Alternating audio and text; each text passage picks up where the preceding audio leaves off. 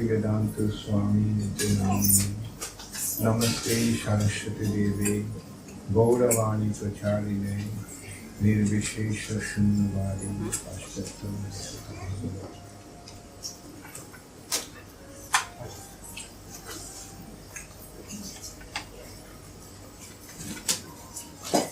Hare Krishna.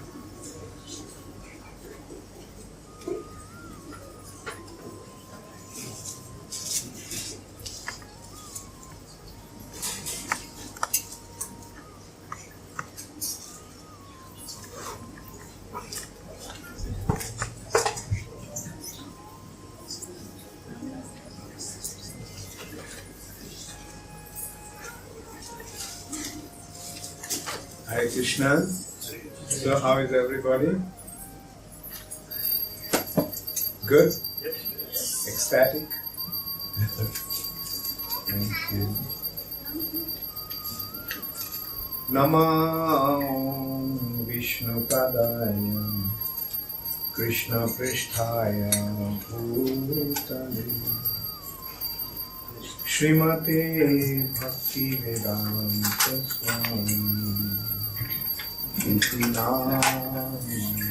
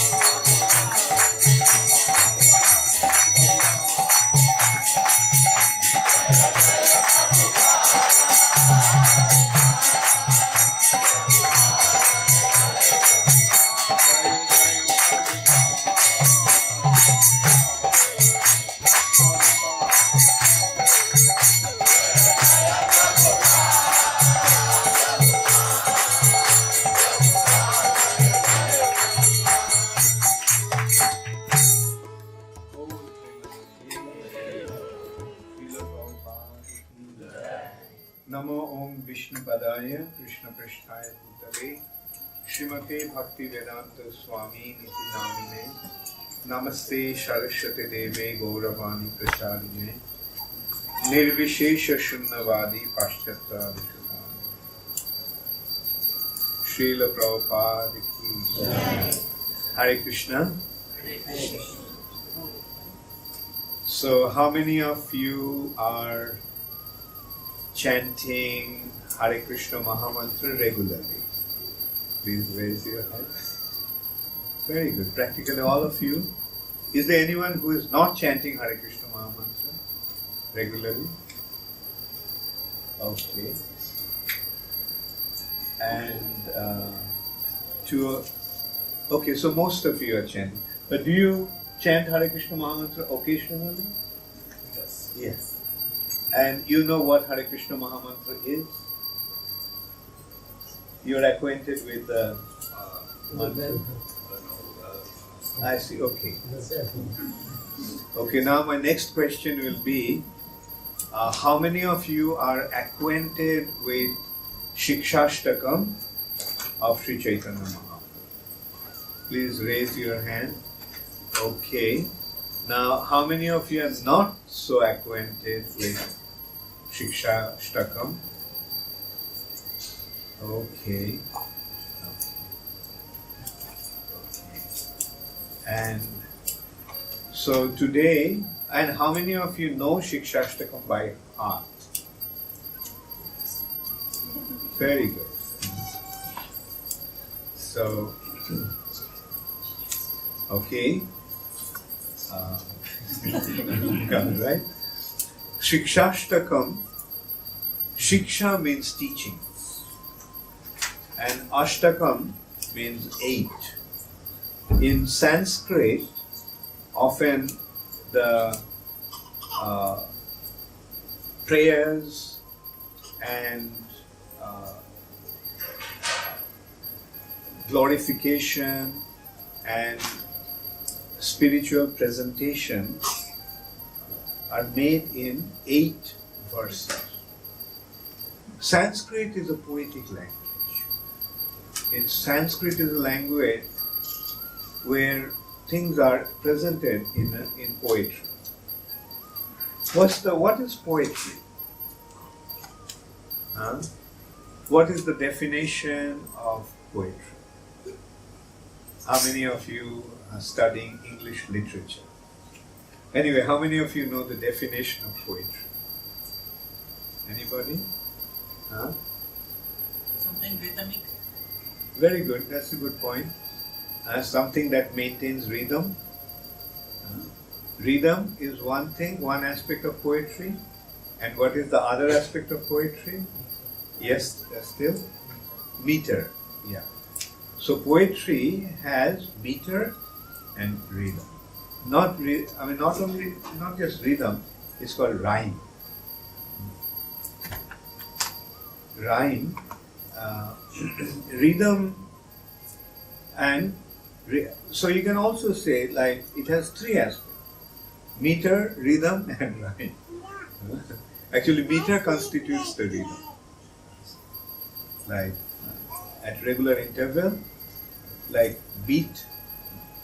So, like poetry will have presentation in meter, like the certain number of syllables will recur, will repeat, and it will also have, generally it will have rhyme. That means the end of the line will end, the lines will end with similar sounding words. Like for example, to give a Bhakti Vinod Thakur's example of Sanskrit poetry. Jadi te haripad saroj sudha rasapana param hridayam satatam pariritta griham kali bhavamayam bhajagodrumakana kunjavitham. So this is one stanza. Now you see the rhythm. But when we speak, how do we speak? When we speak just regularly without being concerned about rhyme and meter. Generally we don't. We just try to express our thoughts in appropriate words.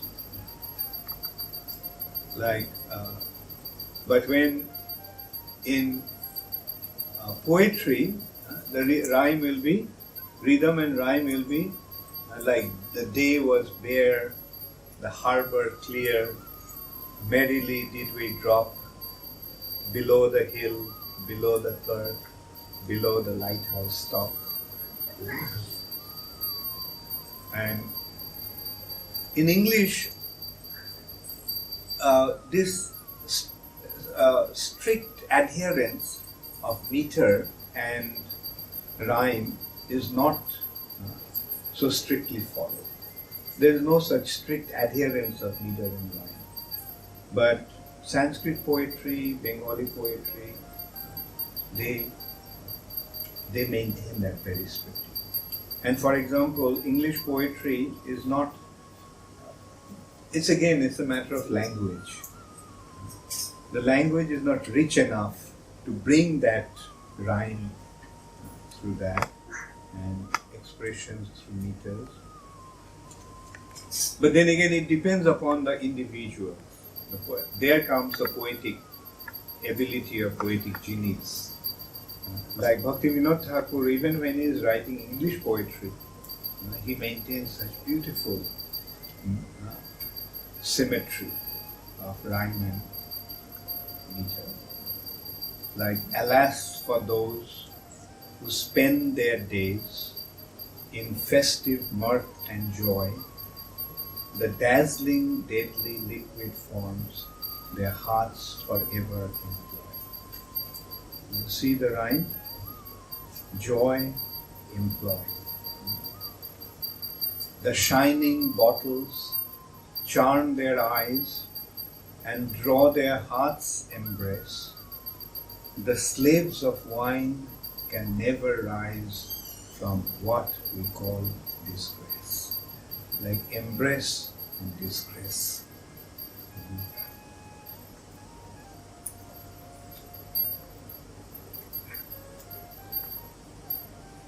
So Bhaktivinoda Thakur was a very brilliant poet. Anyway, so in Sanskrit, say for example, you are reading Bhagavatam. Bhagavatam has, do you know how many verses Srimad Bhagavatam has? In 12th canto, the total number of verses of Srimad Bhagavatam? 18,000. Now 18,000 verses, they are all poetic presentation. They are 18,000 shlokas. The shlokas we have seen, like Dharma Kshetre, say Bhagavad Gita, Dharma Kshetre, Kurukshetre, Samaveta, Vidyutsava, Mamaka Pandavascheva, King Apurva Sanjay. Krishna is speaking to Arjuna, but he is speaking in poetry.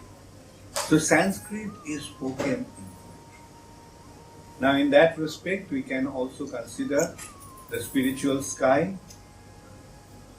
Katha, the description of spiritual sky is Katha Ganam Natyam Gamanamapi Bangshi Priyasaki.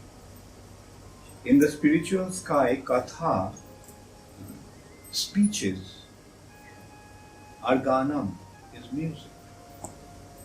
And Natyam Gamanam, movement, is dance. So that is what the spiritual sky is like. Now Sanskrit is a spiritual language. It came from the spiritual sky. Therefore the presentation of Sanskrit is generally in poetry. Bhagavad Gita is 700 verses, composed of 700 verses.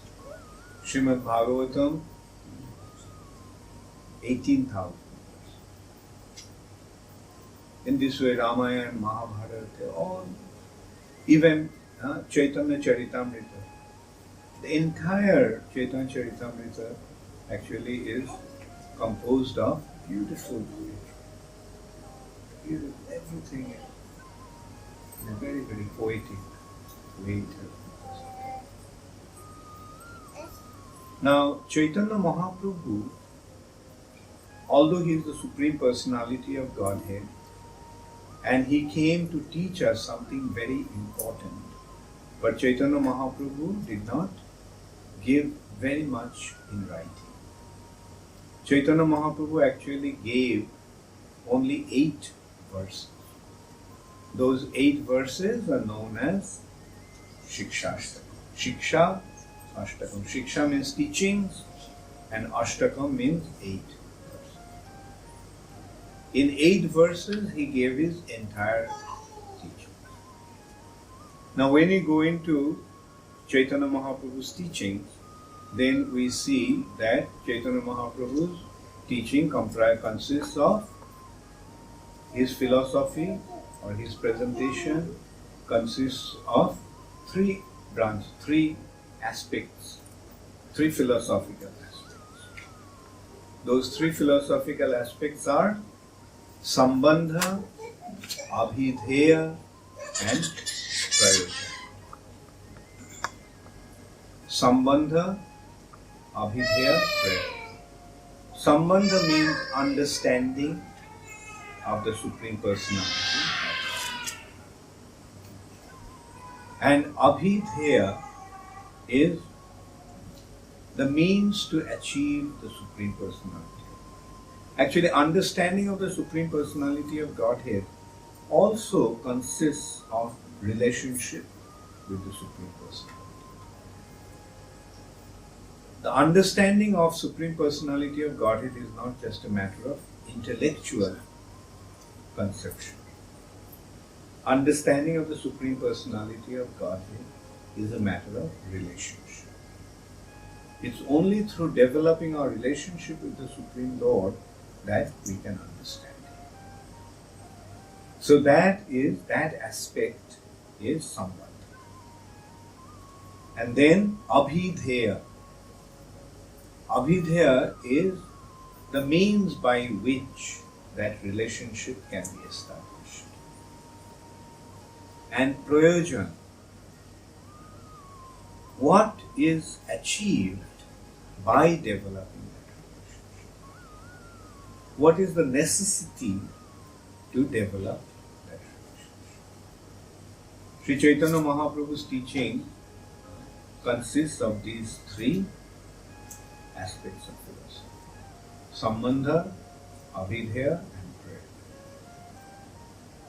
And of course, in general, Mahaprabhu's teachings are known as, Mahaprabhu's teaching is presented through the philosophy or understanding called Achinta Bheda. Achinta, inconceivable, Bhed and Abhed. They're simultaneously one and different. Living entity and the Supreme Personality of God. And Prakriti or nature. Simultaneously one and different. So it's a very profound philosophical understanding.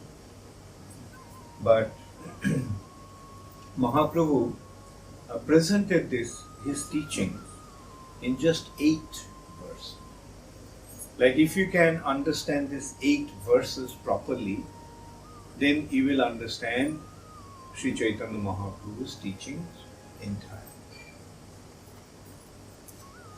Just by understanding these 8 verses, you will understand everything about Mahaprabhu's teaching. That is how simple his teaching is.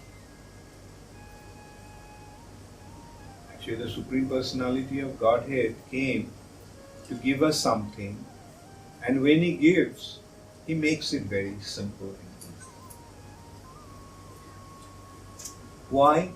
Because our relationship with Him is already there. A loving relationship always exists between us and Him. living entity and the Supreme Personality. It's a loving relationship, like that of a father and son. In Christianity, the understanding of that relationship is like that of father and son. God the Father. He is the Father. And if He is the Father, then what the living entities are? If He is the Supreme Father, then the living entities are His sons. That is where Christianity got mixed up, unfortunately. They think that God is the Father, but He has only one Son, Jesus Christ.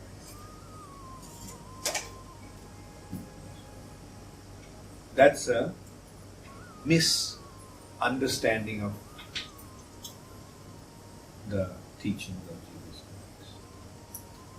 A common consideration will be, if an ordinary person can have so many sons and daughters, why God, the Father, should have only one son? He has, everyone is His son.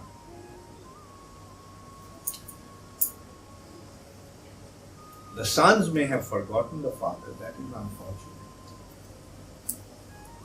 And actually what they meant, is that Jesus is the Son who knew about His relationship with the Father. He was aware of His relationship with the Father, whereas others are not, and Jesus came to teach them how to develop their relationship. In the Vedic understanding, we get a more profound understanding of this relationship. This relationship, according to the Vedic understanding, are of 5 kinds.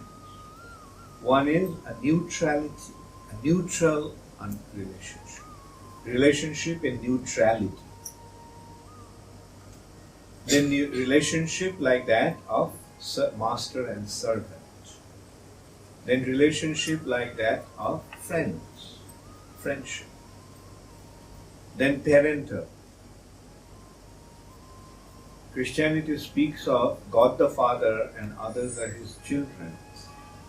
But in the Vedic understanding, God becomes the child and the devotees become the parents. Yes, that kind of relationship is possible to the Supreme Personality. And ultimately, the conjugal relationship. A relationship like that of a young boy and a young girl in love. A loving relationship like that of 2 young couples. So these are the relationships. This relationship with the Supreme Personality of Godhead, unfortunately, the living entities in the material nature have forgotten. We have a relationship, but unfortunately we have forgotten about that relationship. And that's why we are suffering in this material nature. The cause of our suffering is our forgetfulness of the Supreme Personality. Now, in order to remind us about our lost relationship, the Lord makes various arrangements. And in order to remind us, sometimes He Himself comes and sometimes He sends His devotees. Like how many of you have become aware of this fact that you have a relationship with the Supreme Personality of God? Please raise your hand. So most of you have. Now consider, how did you find out about your relationship? Did you have that awareness always? Or only at some point in time you became aware? How many of you became aware at some point?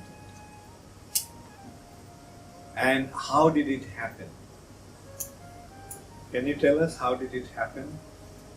By meeting a Sankirtan devotee. Okay, by meeting a Sankirtan devotee. The meaning, you met a devotee of the Lord. So this is how we actually become aware of our relationship with the Supreme Personality of God. How many of you became aware of your relationship with the Supreme Personality of God due to your association of a devotee? Is there anyone who had a relation, who became aware of his relationship without coming in contact with the devotee of the Lord? None. So this is the thing, this is the point. Like in the material nature, it is impossible to understand the Supreme Personality of God. We are in ignorance. That means we are not aware of that relationship. Now how that awareness comes? How does that awareness come? That awareness this awareness awakens due to our coming in contact with the devotees of the Lord. And these devotees of the Lord ultimately, originally, got to know it from the Supreme Personality. Initially, Krishna gave this knowledge to Brahma, and then through Brahma, this knowledge became available in this material age. In this way, there are 4 sampradayas. Brahma is one person through which this knowledge became available. There is another process, another way was through Lakshmi Devi. Another one is through Lord Shiva, and the other one is through the 4 Kumaras. So these are the 4 sampradayas who have proper understanding of the Supreme Personality of Godhead and their relationship with Him. So Sri Chaitanya Mahaprabhu came to teach us about these relationships.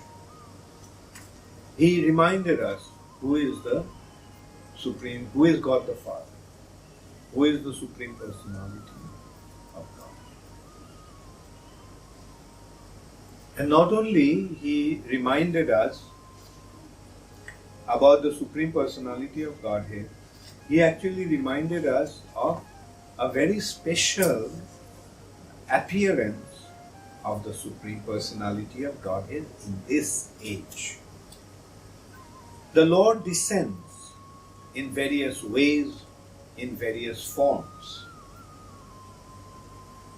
But in this age, how did the Lord appear? He appeared in the form of His name, in the form of His holy name. That is the special appearance of the Lord. Can the Lord appear in any way He wants? Like for example, on the altar, the Lord is present as God. Now how is He? Is it different from Krishna or different from Chaitanya Mahaprabhu and Nityananda Prabhu? The deities on the altar, are they Chaitanya Mahaprabhu, the Supreme Personality of Godhead, or not? Yes. But apparently, it's just a form, a statue made of metal.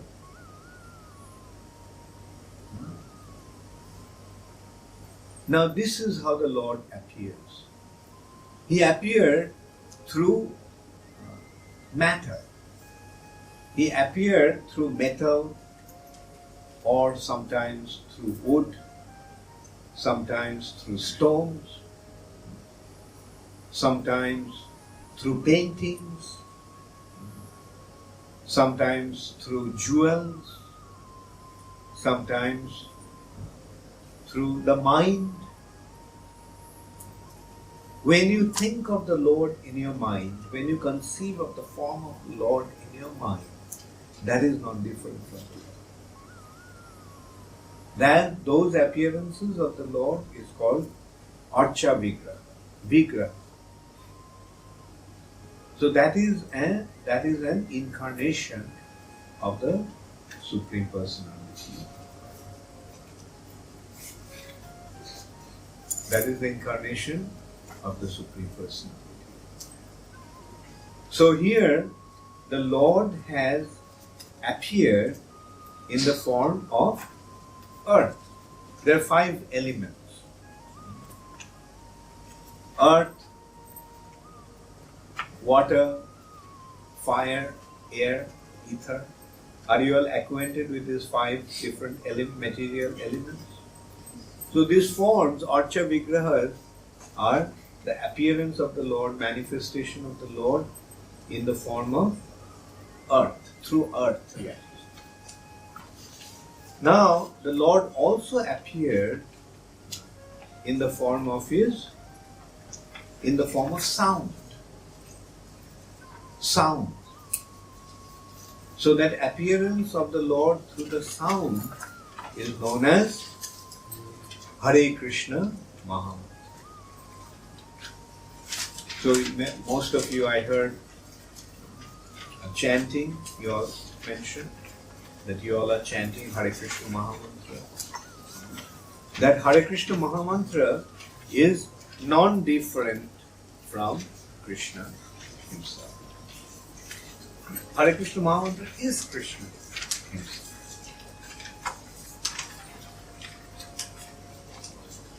Those Hare Krishna Mahamantra goes like Hare Krishna, Hare Krishna, Krishna Krishna, Hare Hare, Hare Rama, Hare Rama, Rama Rama, Hare Hare. So this mantra, or this is called the holy name, or in Sanskrit known as Nam Prabhu, the Lord in the form of His name.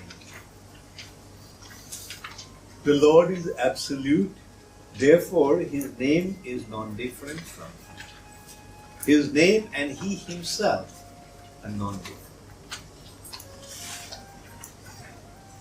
So He appeared in the form of His name. So that is what Chaitanya Mahaprabhu is explaining through Shiksha. Chaitanya Mahaprabhu came to give the holy name.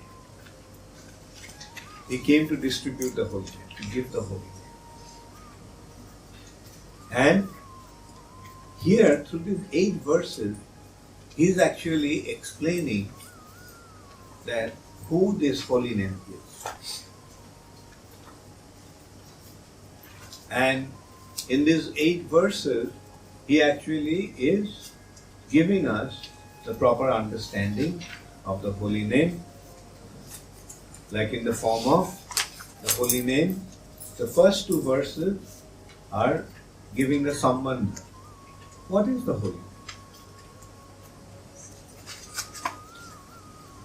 And then, next 3 verses, 3rd, 4th, 5th, he is explaining the way to approach the holy. The way to develop our relationship with the holy. And then in last 3 verses, he is explaining what happens when we chant the holy, or what will happen when we chant the holy name properly or offense less. How many of you know the first verse of Siksastakam? Please raise your hand. Very good. How many of you want to memorize this first verse? Please raise your hands. And how many of you don't really care? Please raise your hands.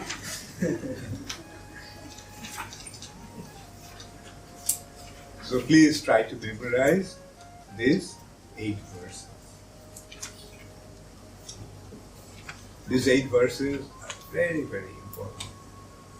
And that's what we actually discuss here. That's what we are here to discuss. The first verse goes like Cheto Darpana Marjanam Bhava Mahadavagni Nirvapanam Shreya Koirava Chandrika Vitaranam Vidya Vadhu Jivanam Anandam Buddhi Vardhanam Pratipadam Purnamrita Shvadanam Sarvatma Snapanam Param Vijayate Shri Krishna Sankirtanam. So, should we try to memorize them? Whether you want to or not, please give it a try. To memorize, the way to memorize is repetition. And then repetition with proper understanding. When you understand and then you repeat. Cheta, Cheta, Cheta, Cheta, Darpana, Darpana, Darpana, Darpana, Marjanam, Marjanam, Marjanam, Marjanam, Cheto Darpana Marjanam, Cheto Darpana Marjanam, Cheto Darpana Marjanam, Cheto Darpana Marjanam. So you got this line? Huh? Can you tell me what this line, can you repeat without looking at the page? Yeah, see, she got it. Cheto Darpana Bhava Bhava Bhava Bhava Maha Maha Maha Maha Davagni Davagni Davagni Davagni Nirvapanam Nirvapanam Nirvapanam Nirvapanam Bhava Mahadavagni Nirvapanam Bhava Mahadavagni Nirvapanam Bhava Mahadavagni Nirvapanam Bhava Mahadavagni Nirvapanam. Yeah, I forgot to tell you not to look at the don't look at the printer. Then half the fun will be gone. Just put it aside. Or turn it the other way around. So, Bhava Mahadavagni Nirvapanam. Bhava Mahadavagni Nirvapanam. Bhava Mahadavagni Nirvapanam. Bhava Mahadavagni Nirvapanam. How many of you got this line? Please raise your hand. And how many of you didn't get the line? Please raise it. Now you say it. No, without looking. Bhava Mahadavagni Nirvapanam. Okay, once again. Put your mind into this words. Bhava Mahadavagni Nirvapanam. Bhava Mahadavagni Nirvapanam. Bhava Mahadavagni Nirvapanam. Bhava Mahadavagni Nirvapanam. Say.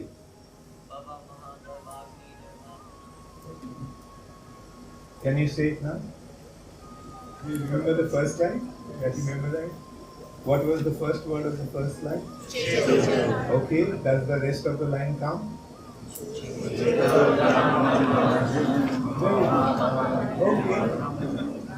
Very good. So do it together. Cheto Darpana Marjanam Bhava Mahadavagni Nirvapanam. Cheto Darpana Marjanam Bhava Mahadavagni Nirvapanam. Cheto Darpana Marjanam Bhava Mahadavagni Nirvapanam. Cheto Darpana Marjanam Bhava Mahadavagni Nirvapanam. Very good. Cheto Darpana Marjanam. Shreya. Shreya. Shreya. Shreya. Koirava. Koirava. Koirava. Koirava. Chandrika. Chandrika. Chandrika. Chandrika. Vitaranam. Vitaranam. Vitaranam. Vitaranam. Shreya Kairava Chandrika Vitaranam. Shreya Kairava Chandrika Vitaranam. Shreya Kairava Chandrika Vitaranam. Shreya Kairava Chandrika Vitaranam. Okay. Vidya Vidya Vadhu Vadhu Vadhu Vadhu Jivanam. Jivanam Jivanam Jivanam Vidya Vadhu Jivanam. Vidya Vadhu Jivanam Vidya Vadhu Jivanam Vidya Vadhu Jivanam. Very good. Anandam Buddhi. Anandam Buddhi Anandam Buddhi Anandam Buddhi Vardhanam. Vardhanam Vardhanam Vardhanam Anandam Buddhi Vardhanam. Anandam Buddhi Vardhanam Anandam Buddhi Vardhanam Anandam Buddhi Vardhanam Pratipadam. Pratipadam Pratipadam Pratipadam Purnamrita. Purnamrita Purnamrita Purnamrita Ashwadanam. Ashwadanam Ashwadanam Ashwadanam Pratipadam Purnamrita Ashwadanam. Pratipadam Purnamrita Ashwadanam Pratipadam Purnamrita Ashwadanam Pratipadam Purnamrita Ashwadanam Sarvatma. Sarvatma Sarvatma Sarvatma Snapanam. Snapanam Snapanam Snapanam Sarvatma Snapanam. Sarvatma Snapanam Sarvatma Snapanam Sarvatma Snapanam Parang Vijayate. Param Vijayate Param Vijayate Param Vijayate Shri Krishna Sankirtanam. Shri Krishna Sankirtanam Shri Krishna Sankirtanam Shri Krishna Sankirtanam Parang Vijayate Shri Krishna Sankirtanam. Param Vijayate Shri Krishna Sankirtanam Param Vijayate Shri Krishna Sankirtanam Param Vijayate Shri Krishna Sankirtanam. Very good. What does the tape recorder do? Tape recorder? Actually, tape recorder has a memory. The thing is the memory, and the tape head makes the sound. Tape head makes the sound captured or captures the sound in the tape. So similarly, we have a head. Now sharper the head, better the memory, better recording. So, and it needs proper preparation, proper practice. Actually, if a tape recorder can record just by hearing once, why can't we? That's why, in the Vedic time, in the early days, there was no system of writing. When did the the process of system of writing begin? Only 5,000 years. Prior to that, there was no system of writing. You know why? Because everybody used to memorize. Everybody used to memorize in their memory just by hearing once or twice or thrice. Maximum 3 times. They would hear and they would. But because our tape heads have become blunt, our memory has become warped. Our memory is not functioning. But with proper practice, it will happen. With proper practice. So that's why there is a need for making an effort. I'm sorry that it was such a long verse and that we started off with such a long verse. It's a difficult one to memorize. Like it has actually 8, if you consider, then this verse has 8 lines.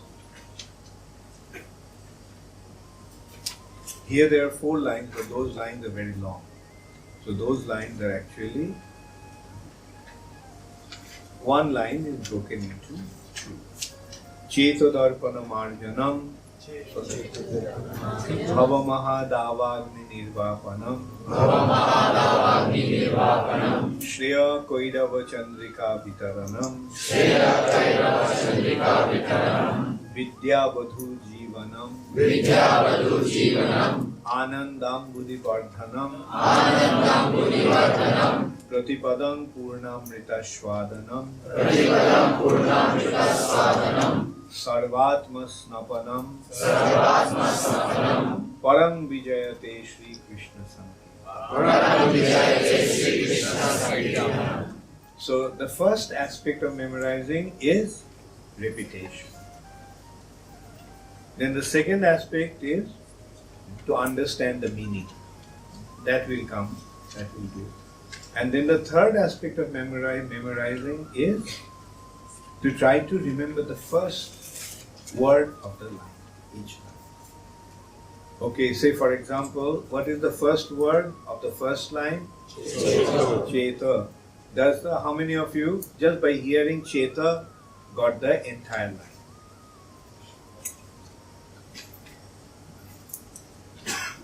What happened to others? Let us see Cheta, then what comes? Huh? Make your brain work. Don't be lazy. Cheta, what comes along with that? Cheta, Darpana, Marjana. Then what is the first word of the next line? Does the rest of the line come? Hava, Maha, Davagni. What is the next? What is the first word of the next line? Shreya, Kailava, Chandrika, Vitarana. Then what is the first word of the fourth line? Vidya, Vadhu, Jivanam. The fifth line? Anandam, Buddhi, Vardhanam. Ananda, just as you remember Ananda, doesn't the rest of the line come? Anandam, Buddhi, Vardhanam. Then sixth line, Pratipadam Purnamrita Shwadanam. Then seventh line, Sarvatma Snapanam. Then eighth line, Param Vijayate Shri Krishna. Actually, this is the first time probably we are doing it together, but you'll find that it's a very easy way to memorize. Okay, then this is the third step, is remembering the first word of each line. What's the fourth step? Fourth step is you write it on a piece of paper and keep it in your pockets. And from time to time you try to memorize it. Yes, repeat it. And if you get stuck, pull out the paper and look at it. And what is the final step? The final step is? Huh? Okay, tell others, that's very good. And then I'll go to another step after that. The sixth, seventh step will be give it a tune and try to sing it. You don't have to become a award-winning music director. You can just put some tune, your own tune, and try to sing it. And you will see, you will be able to memorize it. So, Cheto Darpana Marjanam Bhava Mahadava Nirvapanam Shreya Kairava Chandrika Vitaranam Vidya Vadhu Jivanam Anandam Buddhi Vardhanam Pratipadam Purnamrita Shwadanam Sarvatma Snapanam Param Vijayate Shri Krishna Sankirtanam. Through this verse, what is Chaitanya Mahaprabhu doing? Chaitanya Mahaprabhu is establishing the qualities of the holy name, qualities of the Hare Krishna Mahaprabhu. The benefit. What is actually the Hare Krishna Mahaprabhu? I mentioned Sambandha. Sambandha means to understand what it actually is. What is the holy name? So here he is talking about holy names, 7 qualities. You see, 8 we divided it into 8 lines. The first 7 lines are describing 7 qualities, and the last line is saying that let there be all victory to this holy name. Because it is such a wonderful thing, it's the most wonderful thing, therefore let it become victorious. That meaning, let it spread all over the world. Let everybody take its benefit. Let everybody derive its inconceivable mercy. So first quality of the holy name is Cheto Darpana Marjanam. It cleanses the mirror of the mind. Mind reflects. Mind reflects.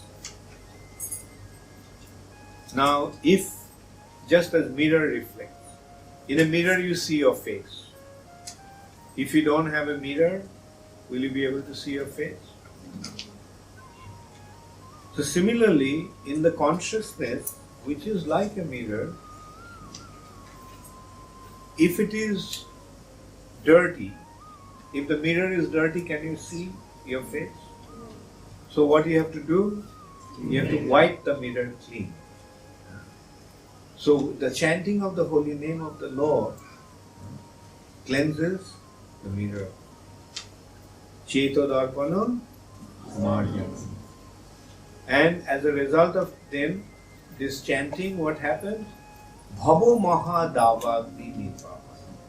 We all are burning in a forest fire of material existence. This material nature, our existence in this material nature is something like being constantly burned in a forest fire. A forest fire is extremely dangerous. If you get caught in a forest fire, will you be able to escape from there? You won't be able to. Especially if it is coming from all 4 directions. So our material existence is like that. Does anybody go and light the forest fire? No. It happens automatically. So we are caught up in a forest fire of this material existence. Nirvapanam means extinguishes. The chanting of the holy name extinguishes the forest fire of material existence.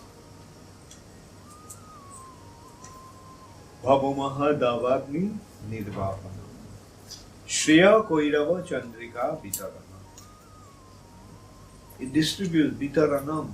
This chanting of the holy name distributes the Shreya Koirava. Shreya means good fortune, auspicious. It distributes the most wonderful transcendental benefit, auspicious. And it is Vidya Buddhu Jivanam. It is the source of all transcendental knowledge. This Hare Krishna Mahamantra is the source of all transcendental knowledge. And by chanting, then what happens? Anandam Buddhi Vardhanam. Ananda, bliss, joy. We all are searching, we all are hankering for joy, isn't it? Everyone is hankering for joy. But this chanting of the holy name will make us submerged in an ocean of joy, and that ocean will keep on increasing.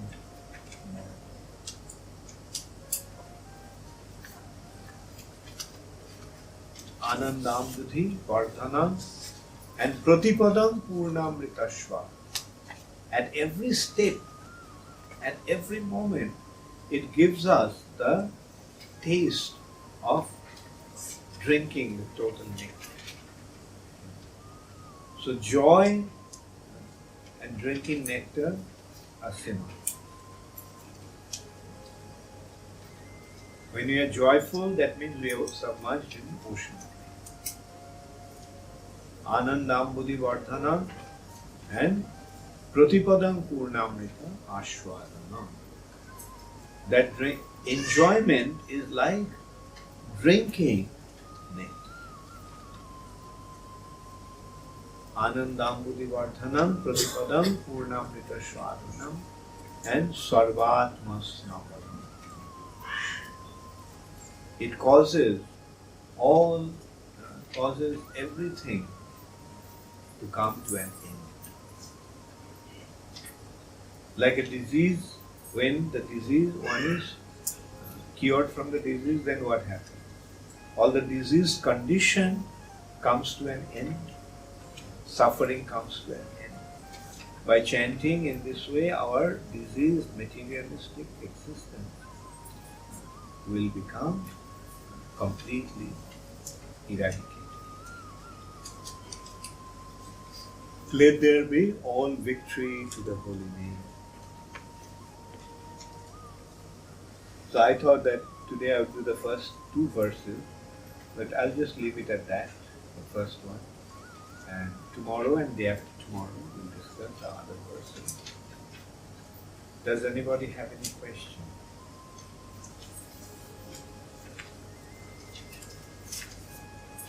Yes? Maharaj, in the beginning of your talk, you were talking about the 5 relationships that the jiva can have with the Supreme Lord. And one of them, the first one being neutrality of Sacharas. In the Chaitanya Charitamrita, the external features of the Lord's appearance, Krishnadas Kaviraj explains those 5 rasas, and he says that the devotee is not so much interested in Sacharas,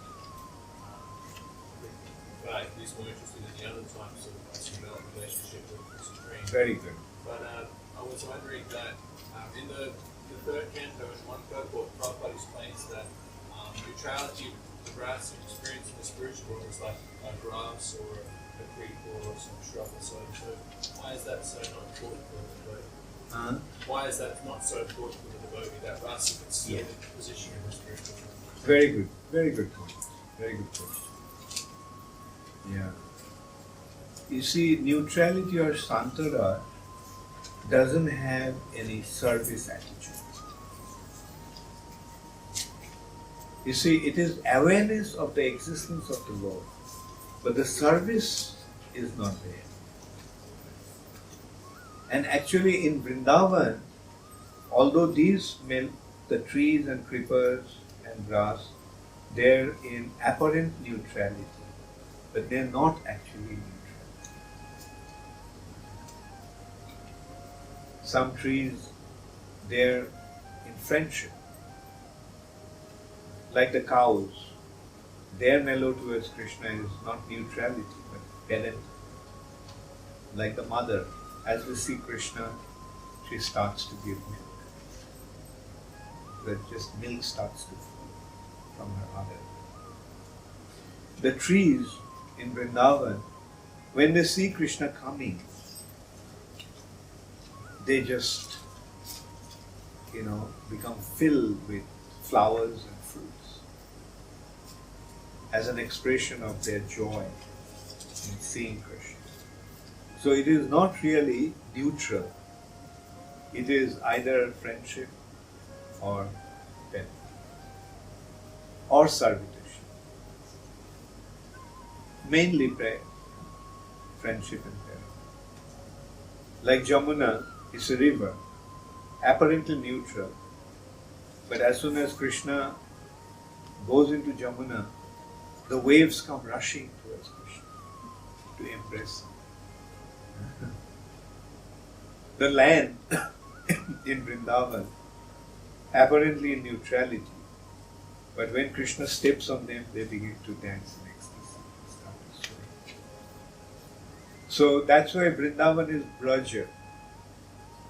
Braja means everything is moving, nothing is static. Santarash is apparently static, but in Vrindavan, Shantarash also is ecstatic.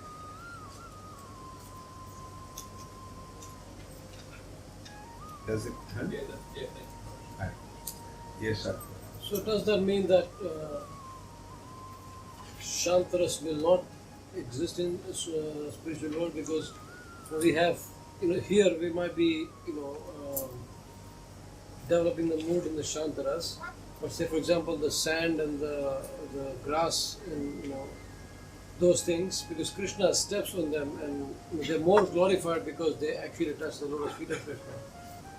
So, yeah, you see, the point here is, in Shantaraj, generally there is no reciprocation. Just say, for example, one is meditating on Krishna. Or to give a simple example of Shantaraj, or giving a understanding of the rasa, generally. Say, you have a neighbor. You see him coming and going. Right. You know that he is there and he is your neighbor, but there is no relationship. Right? You don't really, you are aware of him, that he is there, you know him, but there is no exchange. Now, the relationship that you have with your servant is more intense than with that neighbor. Right? The relationship that you have with your friends is even more intense than with your servant. Relationship with your parents is even more intense than with your friends. So in this way, it is due to the loving exchange the relationships are measured. Now, Shanta means neutral. Neutral. It's neither negative nor positive. Right? Positive means reciprocation, loving exchange. That's why that exchange actually begins with servitorship. Now in Vrindavan, no one is just neutral with Krishna. Apparently they may be neutral, but they have a loving relationship. Even the inert objects, which are apparently in Shantaraj, the inert things are also in loving relationship. That is the point.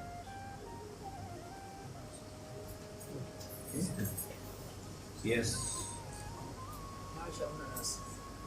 Can you say it a little louder so that everybody can hear? Say an immature platform of realization which I'm at right now. I fear that if I do go back to the spiritual world one day, what if I just turn into a grass? Right now I think, oh no, I want to be a gopa. I want to play with Krishna. I don't just want to be a grass. Fine. Did everybody hear the question? Everybody heard the question. At least you're trying to become a gopa. It's better than trying to become Krishna. So it's an advancement. Right? Now, more you advance, this attitude will diminish. Why do you want to become a gopa? Because you think that you are a great guy.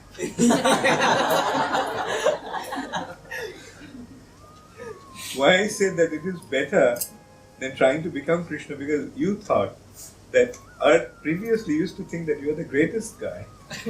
And that's why you used to think that you are actually Krishna. But now you realize that you can't become Krishna. So at least you want to become a gopa. Right? Now, as you make advancement, what will happen? You will become surrendered to Krishna's wish. Not your desire, your wish will not matter. Your concern will be what Krishna wants. So more you advance, that attitude will prevail. So that's why then more you make advancement, you will depend upon Krishna. So it's not a matter of what you want.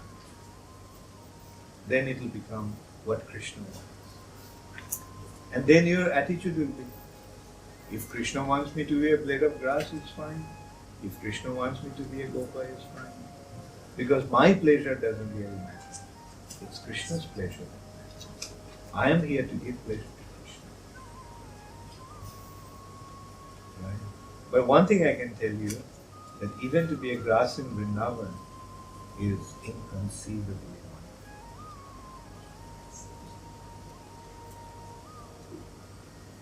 like, and it will happen. Don't worry. It happens with everyone. Like, initially, you see, there are 3 stages of devotion. There are 3 types of devotees.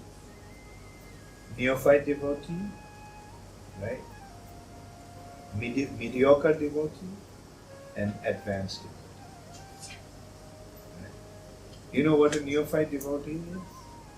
A neophyte devotee is the one who thinks that Krishna is God and he is the only devotee of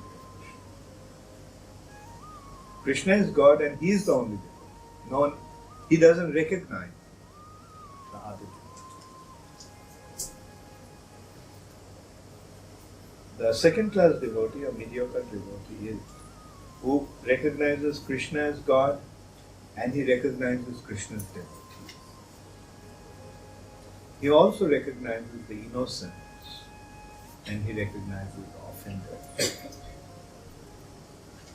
And then the most advanced devotee is he who sees that everybody else has become a devotee, only he could.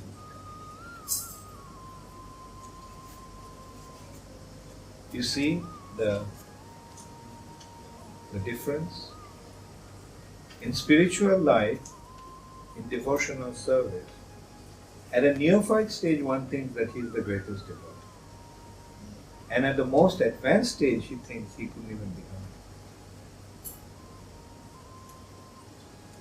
And it's not an artificial thing. It happens. One literally feels that.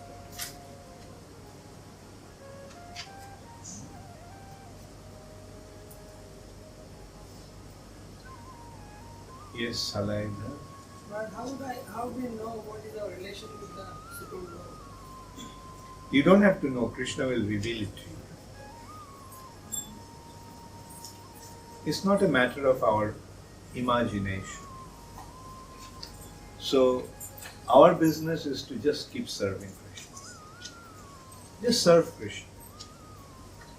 And then Krishna will reveal our relationship. Jai Shri Gaurnitai Ki Jai.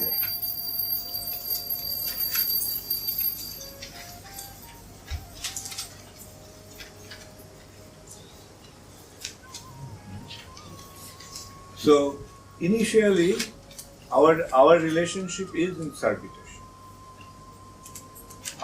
Initially we just want to serve Krishna. We are servants of Krishna. But then what Krishna will want to do with us is up to him.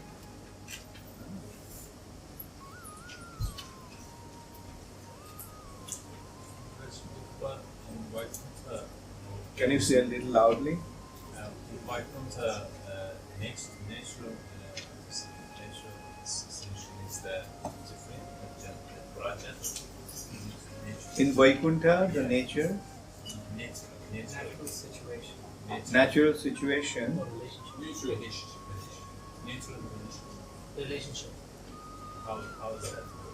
in Vaikuntha, in Vaikuntha the relationships are generally neutrality and self-devotion. Shanta and Dasi. How is that grass feeling? Because in Vaikuntha everyone sees that Krishna, Narayan is God, and they recognize themselves as his servants.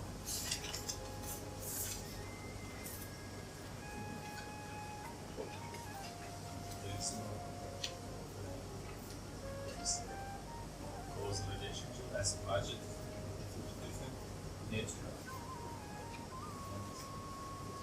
Neutral and not natural. Natural. Not natural. Neutral. So that's different. They are different. The Vaikuntha and Is there a difference in neutrality in Vaikuntha and in Golok Vrindavan? Yeah, as I mentioned, in Golok Vrindavan actually there is no neutrality. predominantly there are servitorship, and servitorship also is very little. Predominantly it is friendship, parental and conjugal. And conjugal relationship is the central theme, and parental and friendship are supporting conjugal relationship.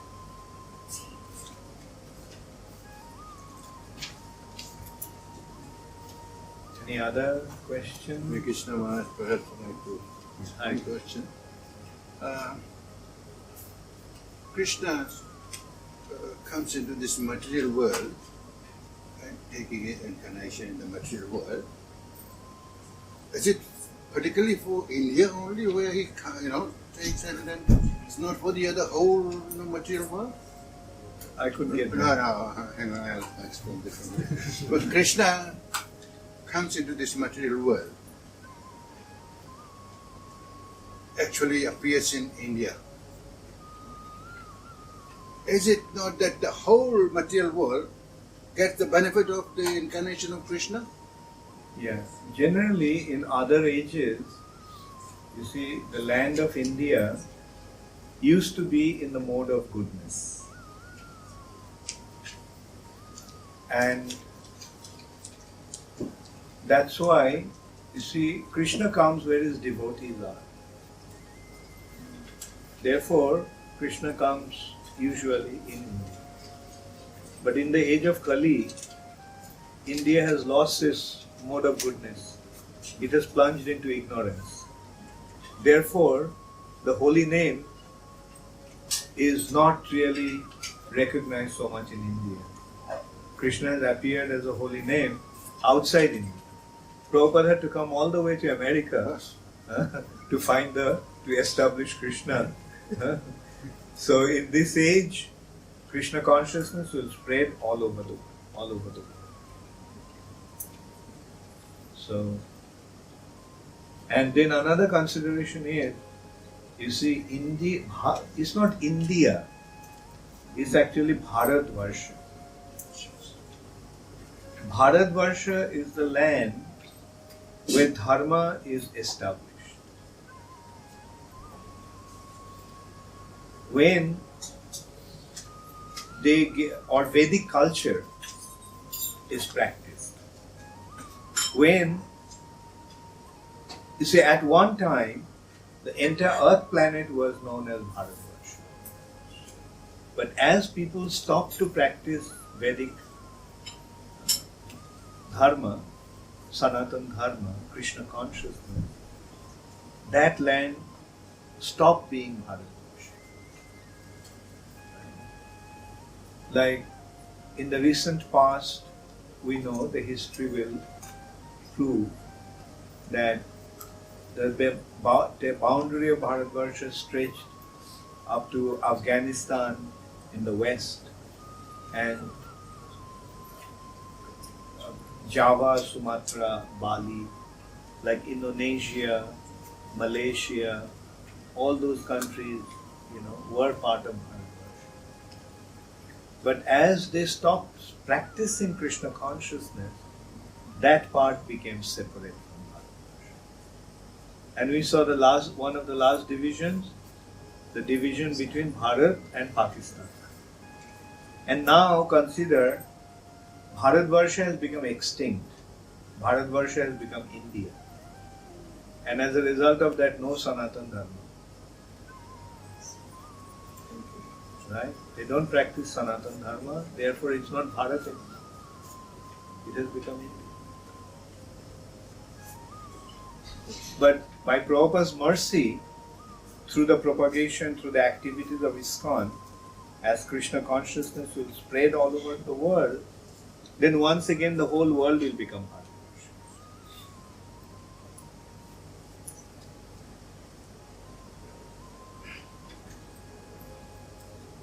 Will it take place within these 10,000 years? Say that Krishna consciousness. It will happen much before that. But it will prevail for 10,000. Will ISKCON do that? Seems like. Yes. Krishna sent Srila Prabhupada to fulfill that prediction. And Prabhupada established ISKCON to continue his legacy after his disappearance. So yes, it will happen through ISKCON. So, is it necessary to have Guru in this life? Not only in this life, life after life. So what is the, who will be the appropriate Guru? That you have to figure out. Guru means teacher. To learn something, you need a teacher. Don't you? Did you learn the alphabets yourself?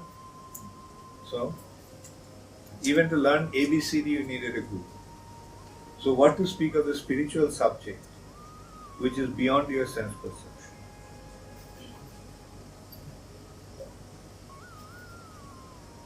What is the difference between Guru and Sadguru? Sadguru means spiritual teacher, bona fide spiritual teacher. But Guru means just teacher. There can be music guru, dance guru, disco guru, political guru, Bollywood guru. There can be there can be various kinds of teachers. But the one who teaches you about the spiritual subject is a sadguru. Yes, Sakila. Well, it said the Hare Krishna mantra when you chant, it eradicates so many sins that you cannot even perform. So like in this day and age when we chant, still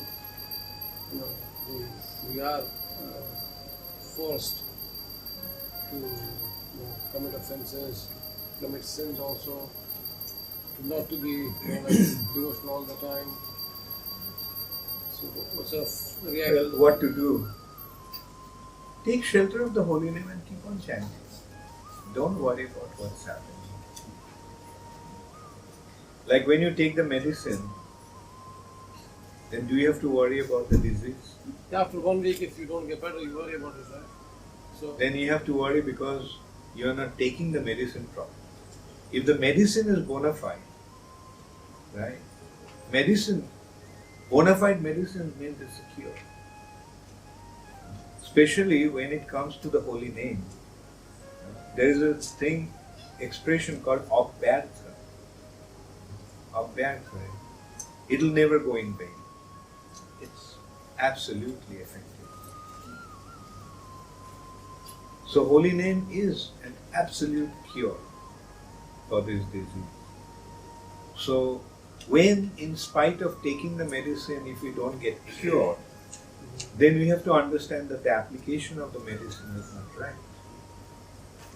We are not taking it properly. And not taking this medicine properly means offense. That means we are committing offense.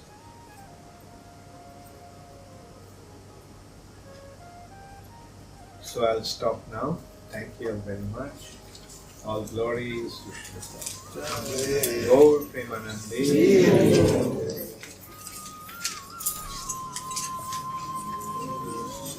Bhakti Charu Swami Maharaj ki Srila Prabhupada ki.